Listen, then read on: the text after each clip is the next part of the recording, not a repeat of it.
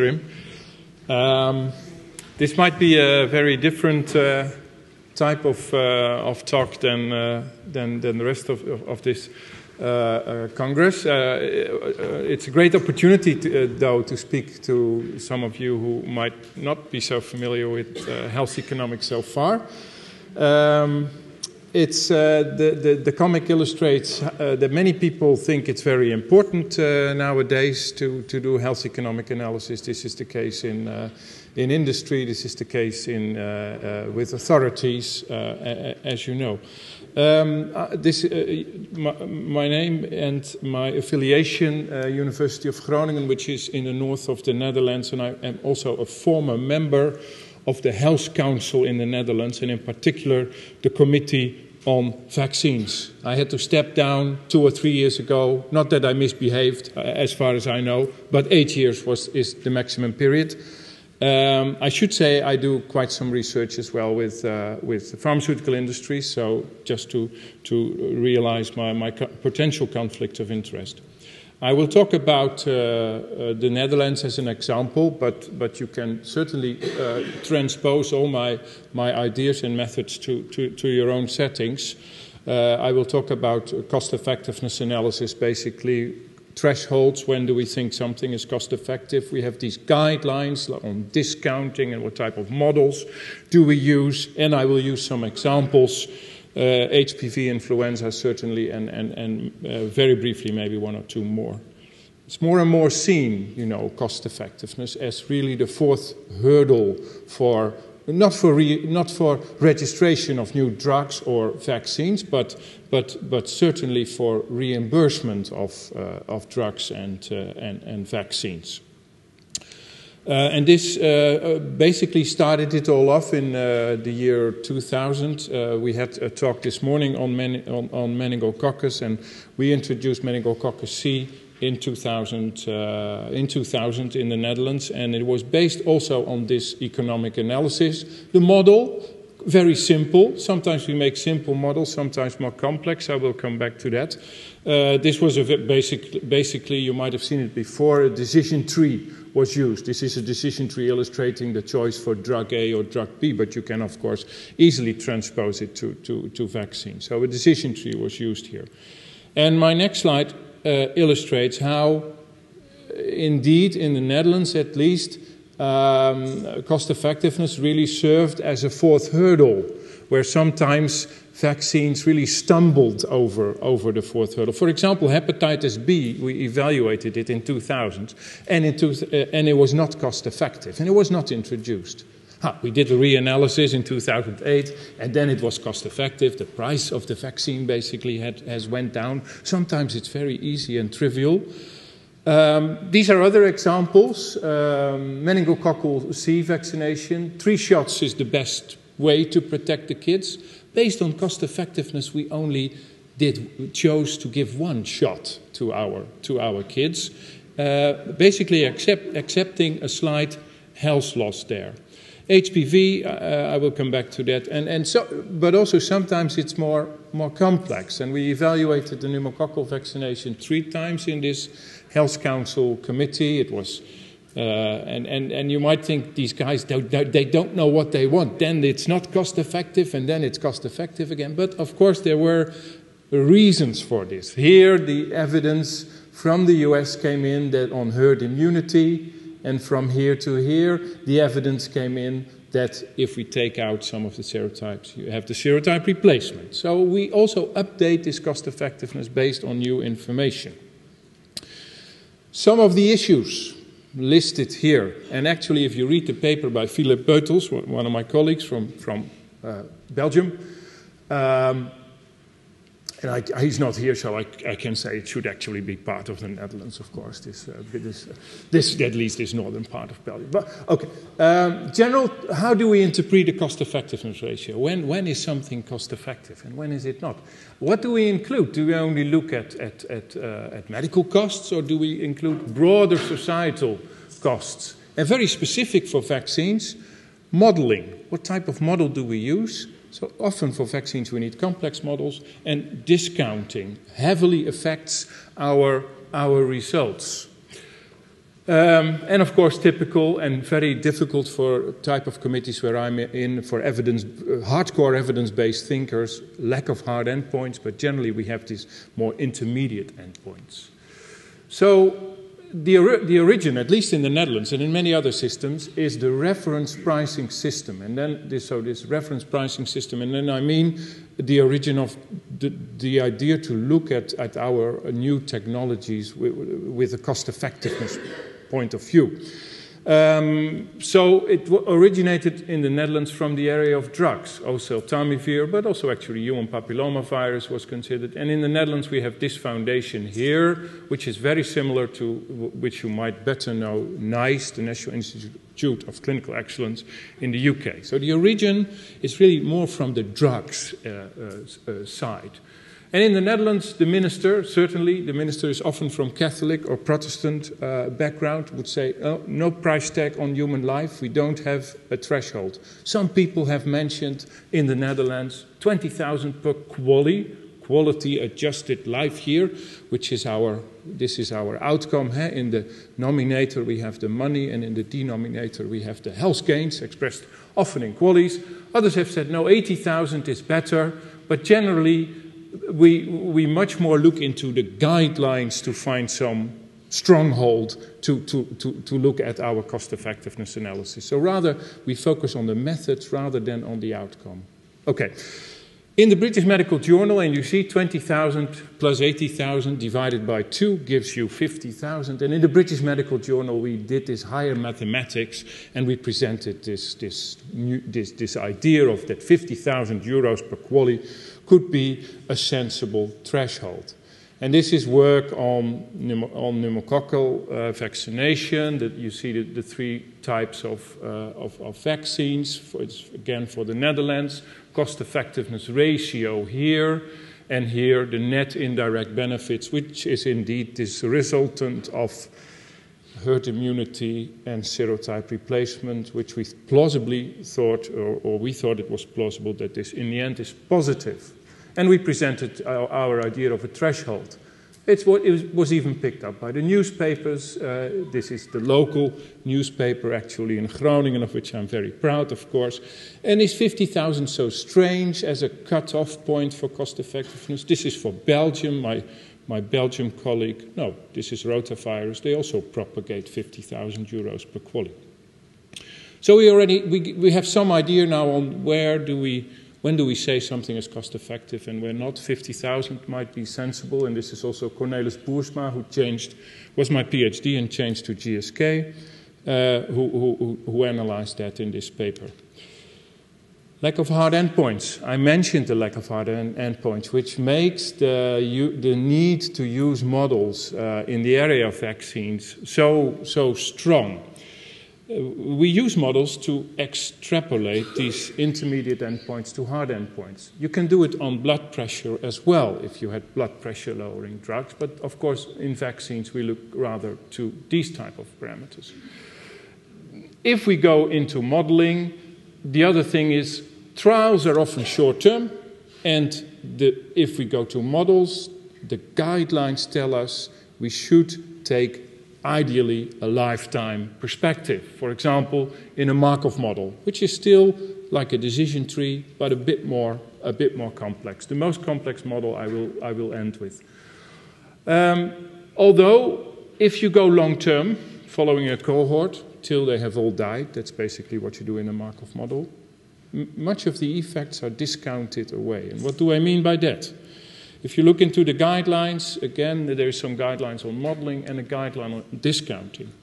And discounting is so important for vaccines, and I might need hours to explain you the whole idea, and Mr. Chairman will certainly not allow me to take hours, and you would not be happy either. But basic idea of discounting, if I would ask you now, would you like 100 euros from me now, or would you like it next year? You're likely to say, from my economic point of view, give it to me now. Because, and that's basically these 2 reasons, uncertainty, you might think, I know this Professor Postma now for maybe 10 minutes, and I don't know if I can trust this guy, whether he will really give it to me next year. So there is this idea of uncertainty, and there is this concept of economic growth. If there would be no economic growth, actually you could argue there should be negative discounting. Because there is economic growth, the value of money to us, basically, a same amount of money, deteriorates, becomes less and less. We become richer and richer. So what is 100 euros still to us in 10 years? Who cares, basically? That's the idea. And I could tell you about the microeconomics behind this, but I think it will take me too much time. But if you're interested, I can certainly during the lunch explain this more. It's also applied for money and for health. And the trick, basically, to calculate is very simple. It's the inverse of interest rate. So here we have 80 years that we gain, a life that we gain with pneumococcal vaccination, for example. And 80 years sounds great. It sounds like a lot of years. But note, we have to discount these 80 years. And if we discount, and many countries use 4%, the first life year is maybe to start tomorrow. But the next life year already starts 1 year away from us. And we have to, you see the inverse going on here of basically the interest rate. And if something is 80 years away, we have to divide by 1.04 to the power 80, as you would do if you put money in the bank and it would grow and grow. Here you have basically the inverse of that. And the 80 years, only 20 remain. So it affects this discounting vaccination very strongly. This is HPV vaccination. This is the qualities that we gain by vaccination. You see, and this is undiscounted, and it's quite a lot. And then if we discount at 4%, hardly anything remains of all these nice qualities that we gain, because they're so far in the future. And even if we do 1.5%, which actually is the Dutch rate, you see that it still highly affects. Not so many countries that do this low rate for health. The Netherlands is one of the countries. We even dare to argue that the British should do the same. And when you dare something, you get into the British Medical Journal. Always nice. So we have this idea that we should have a different discount rate for health and for costs. 1.5%, as I mentioned. It still affects, but it affects less as 4%. Most countries do equal discounting, so they say 4.4 or 3.3, never 1.5, 1.5. Only 4 countries do this idea of differential discounting. The Netherlands, Belgium, you see again, they're very like us. And the last point that I mentioned, I won't go into detail, but you could also consider to use decreasing discounting. Nice has once said, maybe you shouldn't keep the 4% constant all the way through time, but maybe after 10 years it becomes 3.5, and then it goes, after 20 years it goes to 3%. Modeling, something on modeling, the complex models that are used in vaccines, and this is basically something that Robin de Vries, my PhD, this is his thesis, let's get rid of it. Static model, dynamic models, that's always the issue, and I have 2 illustrations. WHO, basically, you cannot read it, but trust me, here is also a dynamic model, and here is, if you can see it, nice. Here is also a static model. So many people have thought about this, when do we need a static model, which is easier? Because a static model has a constant force of infection, it has no herd immunity in there, and modelers, as we basically should, keep it as simple as possible. The authorities like basically the simpler models. But however, we have to grasp all the essentials. Static models, the easier ones, can be developed in, say, half a year.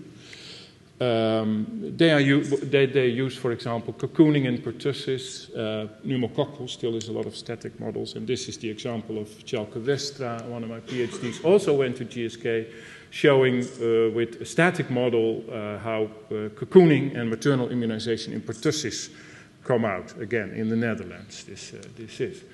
Dynamic models. Robin de Vries, I mentioned his name. He worked on a dynamic model for 4 years, I think. So it takes a lot of time because it's more complex. You take account of herd immunity, the fact that if you vaccinate, you not only protect the person but also surrounding, and maybe other effects. Age shifts. If you vaccinate, you might, basically, as you know, epidemiologic, you shift the average age of the infections up. You could also look into pneumococcal serotype replacement with these dynamic models. Age shift, we know it from varicella zoster. And we also see it, of course, in our pertussis models.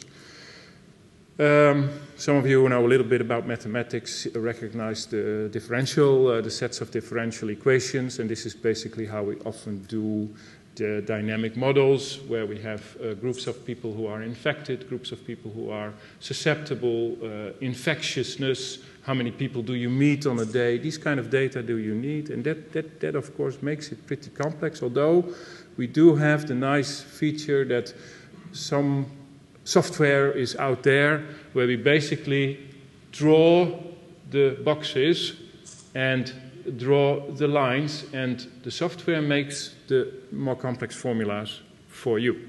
Model Maker is an example. We used it, for example, in HPV vaccination. You recognize the model by the model of Chalke. You see the different compartments, and you see the arrows, and this was the situation of HPV in the Netherlands. 12-year-old girls is who we vaccinate. The GSK vaccine was selected after tendering. We also did a catch-up, and we have a successful screening program. The coverage of HPV vaccination was unexpectedly low at 50%. We calibrated the model on these data. The lines are, of course, the data on cervical cancer, and this was what came out of a model. Here was a bit of a misfit, but we thought it was related to the screening program. And nicely, what we can do with this type of dynamic model is that despite the fact that the uptake of the vaccination was only 50%, you would say, okay, then we would likely have an effect on HPV prevalence less than 50%, because no vaccine is 100% effective. But the effect on serotypes 18 and 16, or maybe the other way around, sorry, I don't know, but was 63% and 82%. And this exactly illustrates such a feature of a dynamic model. You have these indirect effects that come on top of the direct effects. Now we use the same type of model for quadrivalent influenza vaccine versus trivalent influenza vaccine. Model applied in this case to the US, but for WHO we also apply similar type of model to Vietnam, South Africa. You recognize again the type of model here with the different boxes, and we link to that an economic model. There are many challenges in linking these dynamic models to economic models. One is certainly how to do the uncertainty analysis, and how do you basically deal with the uncertainty in the complex dynamic model and the often bit simpler economic part of the model, which we call probabilistic sensitivity analysis, which is such a term in health economics. And if you've done a probabilistic sensitivity analysis where you basically take all the uncertainty into account, the real climax for the health economist, let's say, is to make this probability, this cost effectiveness acceptability curve, where here you can see the probability to be cost effective, and here you see basically the threshold that I introduced in the beginning. And if we would take $50,000 in this case, you can basically read from the third-party payer perspective, we have approximately 60% likelihood to be below that 50,000.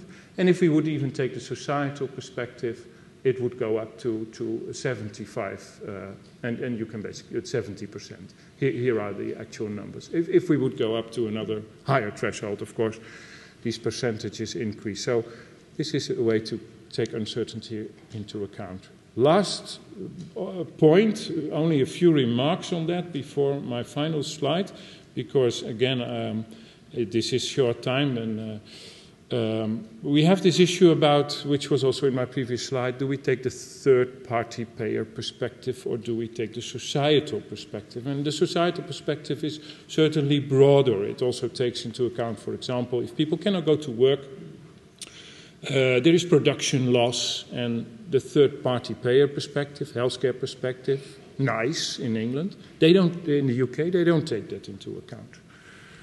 They have this third-party payer perspective, certainly. So societal, all benefits and losses, irrespective of who gains and who loses, is basically the idea there. Morbidity, sickness leave, and mortality, life years lost. How do we evaluate the basically two methods? Friction cost method, very conservative, only looking at short-term effects on the economy. And human capital, very non-conservative, and looking basically counting a human life, where you have lots of arguments to do, a human life all the way to the end. And production losses can easily go into millions. There is this issue of double counting. If we have QALYs and quality of life, if people already take into account that they cannot work when they evaluate their health state, then you might have a double counting of not being able to work in the QALY and in the human capital method. But again, we cannot solve all this today. This was merely just to give you a flavor.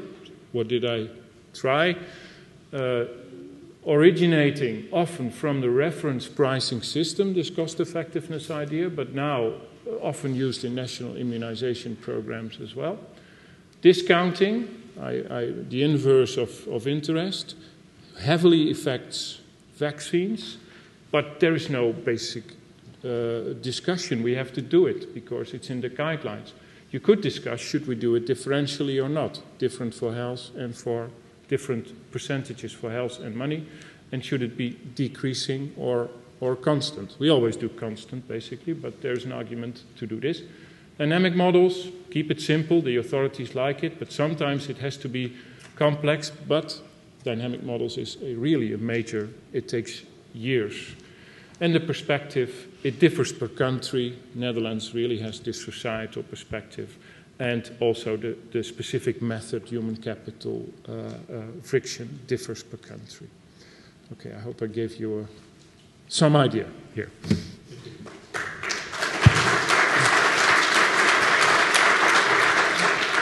So we can take a question while we're changing over for our next speaker and have our next speaker come up. I'm just wondering, maybe you said this, but in what of the models are you including the target population to vaccinate? Like to evaluate in what target population would be the best effects in transmission reduction to have a good herd immunity? Very good.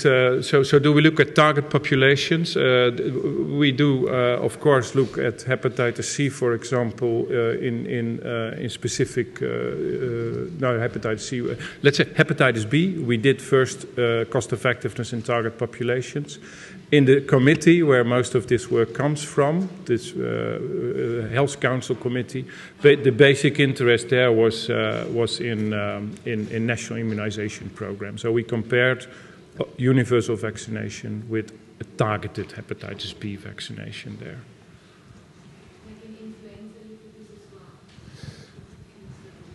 And in influenza we do it as well. We're now also looking at vaccinating children, for example. Yeah. So certainly. It's not always universal, it's also target populations.